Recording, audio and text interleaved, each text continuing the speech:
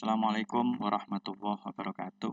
Teman-teman mahasiswa yang saya banggakan, kali ini kita akan mempelajari sebuah bab mengenal Allah melalui sifat-sifatnya. Adapun pembahasan kita terbagi menjadi 4 pembahasan, yakni sifat wajib, sifat muhal, sifat jaiz, dan faedah dari mempelajari sifat-sifat itu. Sifat wajib bagi Allah. Sifat wajib bagi Allah itu terbagi dalam 3 kategori. Ada sifat nafsiyah.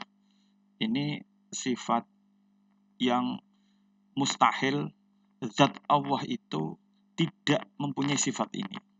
Jadi mustahil bahwa zat Allah itu tidak mempunyai sifat ini. Itu namanya sifat nafsiyah. Dan sifat nafsiyah itu hanya satu, yakni wujud. Bahwa tidak mungkin zat Allah itu tidak ada. Karena zat Allah itu pasti ada. Karena kalau tidak ini tidak ada, maka seluruh sifat yang lainnya nanti akan ternafikan, akan menjadi tidak ada. Sedangkan sifat salbiyah adalah sifat yang dikaitkan dengan peniadaan sifat-sifat yang mustahil bagi dirinya, bagi diri Allah. Misalnya kidam. Allah itu kidam. Allah itu maha dulu. Karena mustahil dia datang belakangan atau baru saja ada. Allah itu baqo. Itu karena untuk memustahilkan bahwa Allah itu tidak kekal. Kalau Allah itu bisa rusak. Mukhalafatul hawadis ini mustahil bagi Allah dia sama dengan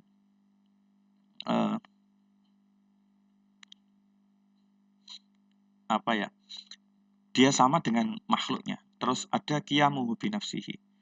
Allah itu harus mandiri, tidak butuh pada makhluknya. Nah, sifat ma'ani itu adalah sifat yang ada pada diri Allah setelah kita menetapkan sifat nafsiyah dan salbiyah tadi. Jadi maksudnya setelah keberadaannya, maka sifat-sifat Allah ini yang wajib sebagai entitas ketuhanan itu adalah sifat-sifat ma'ani yang kemudian mempunyai implikasi pada sifat maknawi. Jadi begini, sifat maknawi itu efek dari sifat ma'ani. Kalau Allah itu kudrat, berkehendak, maka dia pasti qadiran, maha berkehendak. Kalau Allah itu iradat, mesti muridat. Kalau Allah itu kalau itu berkuasa, pasti dia maha kuasa. Kalau iradat berkehendak, pasti dia maha berkehendak. Kalau dia mengetahui, maka dia pasti maha mengetahui. Kalau Allah itu maha hidup, pasti dihidup, maka dia pasti maha hidup. Kalau dia mendengar, itu pasti Allah maha mendengar. Kalau Allah melihat, maka Allah pasti maha melihat. Kalau Allah berbicara, maka Allah pasti maha berbicara. Dari itulah sifat-sifat wajib bagi Allah. Sifat muhal, sifat mustahil yang ada pada diri Allah, zat Allah subhanahu wa ta'ala. Yang pertama, sifat Adam. Ini ada perlawanan dari sifat wujud. Allah itu pasti ada, sesuai kaidah dengan al-wajibul aqli. Bahwa secara akal, Allah itu pasti ada, harus ada. Al-wajibul aqli. Kemudian sifat yang muhal kedua adalah hudus, baru. Sedangkan Allah itu pasti qidam, pasti dahulu. Karena dia pencipta, maka dia pasti ada lebih dahulu tanpa permulaan.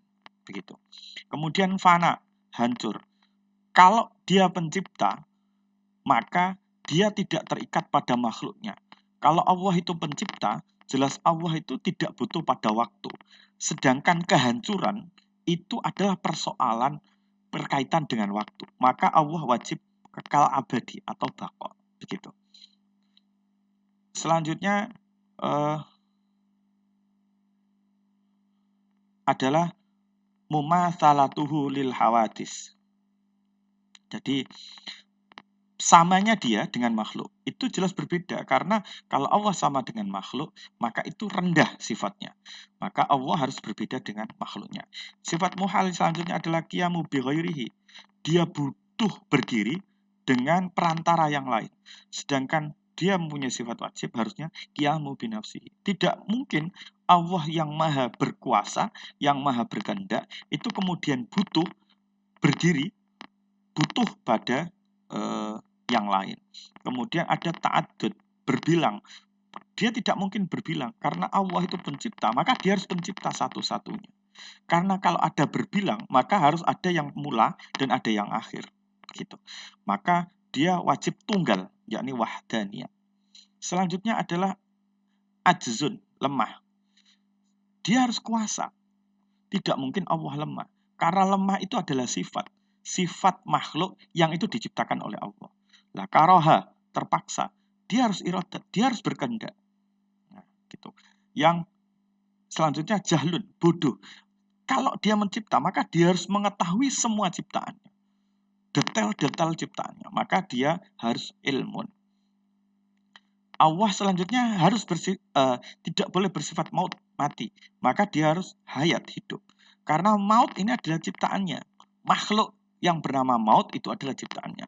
Maka tidak mungkin maut bisa menghilangkan sifat hayatnya Allah. Karena sifat hayatnya Allah berbeda dengan sifat hayatnya makhluk. Ada somamun, ada tuli, maka dia harus sama. Karena somamun ini bentuk dari kekurangan, maka dia tidak boleh dalam kekurangan. Ada yang ama, maka dia harus basor. Begitu. Jadi sifat-sifat ini bentuk kesempurnaan Allah Subhanahu wa taala. Ada bakamun atau bukmun. Kemudian ada kalam, ada berbicara. Kemudian ada ajizan, maha lemah. Maka dia harus maha kuasa. Ini adalah efek sifat maknawi ya, efek dari sifat ma'ani udrah. Sedang karihan itu musuh dari muridan. Dia maha berkehendak, jelas tidak mungkin dipaksa oleh sesuatu. Lah, ini adalah efek sifat ma'ani yang bernama iradah. Nah, jahilan, maka dia harus aliman. Dia harus maha mengetahui. Ini adalah efek dari sifat ma'ani yang bernama ilmun. Mayitan, ini sifat muhal. Sifat wajibnya adalah hayyan. Jadi terus aswaman itu harus sami'an. Mau sifat wajibnya. Begitu juga misalnya aman, dia harus basiron. Abkaman, dia harus mutakalliman. Ini adalah sifat-sifat mustahil bagi Allah. Jadi Allah mustahil bersifat seperti itu. Gitu, ya. Lah, sifat jaiz bagi Allah. Sifat jaiz bagi Allah itu ada satu. Yakni dalam nazam Aqidatul Awam itu disebutkan wajah izun bifadlihi wa adlihi tarkuli kulli mumkinin kafilihi. Allah itu boleh dia berbuat sesuatu menurut kehendak dia atau meninggalkan perbuatan itu menurut kemauan dia. Jadi Allah itu boleh berbuat dan boleh tidak berbuat. Itu sifat jaiznya. Wajah izun bifadlihi wa adlihi tarkuli kulli mumkinin kafilihi. Faedah-faedah mempelajari sifat-sifat ini diantaranya adalah ini adalah sesuatu yang wajib bagi seorang mukallaf. Ini wajib. Jadi bagi orang yang sudah dewasa, bagi orang Muslim yang sudah dewasa, yang tamyiz, yang sudah balik, itu wajib mengetahui sifat-sifat Allah Subhanahu wa taala. Jadi sifat-sifat ini harusnya kita ketahui semuanya gitu ya.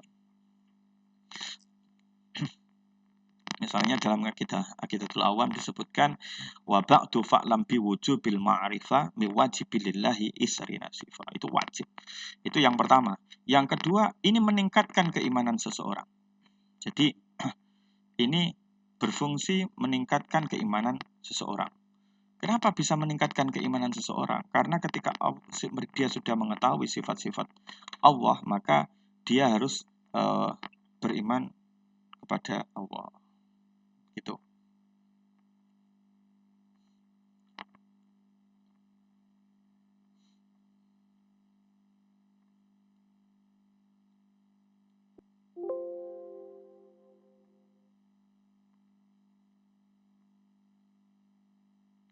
Itu ya. Terus selanjutnya adalah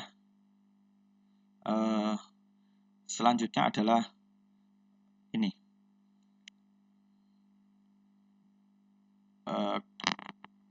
selain keimanan, mengenali hak-hak Allah. Misalnya tentang takdir. Karena Allah itu qudrah, irada, ilmun, hayat, sami'an, basiran, dan lain sebagainya, maka kita akan yakin bahwa takdir yang kita jalani adalah takdir terbaik. Jadi itu adalah hak Allah Subhanahu wa taala. Maka itulah semoga menjadi pelajaran penting bagi kita hari ini. Terima kasih, semoga kita selalu diberi kesehatan. Wallahul muwaffiq ila aqwamit thoriq. Wassalamualaikum warahmatullahi wabarakatuh.